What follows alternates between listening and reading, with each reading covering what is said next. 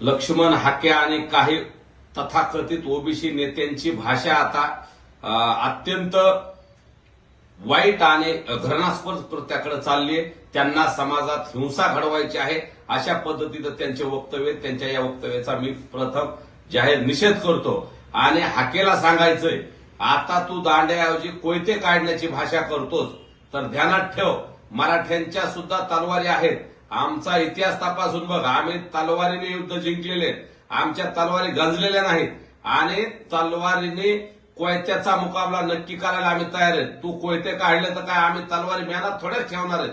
जर कोयते काढले तर त्याला तलवारीने उत्तर देण्याची धमक आमच्यात आहे, परंतु आम्हाला शांतता पाहिजे। आमचा लढा ओबीसी बांधवाशी किंवा कुठल्या नेत्याशी नाही, आमचा लढा सरकारसोबत आणि सर्वपक्षीय नेत्यासोबत आहे आणि तो लोकशाही मार्गाचा आहे। परंतु जाणून बुजून तुला आणि काही ओबीसी तथाकथित नेत्यांना मराठा आणि ओबीसी वाद लावून तुमचं राजकीय स्वार्थ साधायचा आहे, म्हणून तुम्ही असं भडकाऊ भाषण करतात।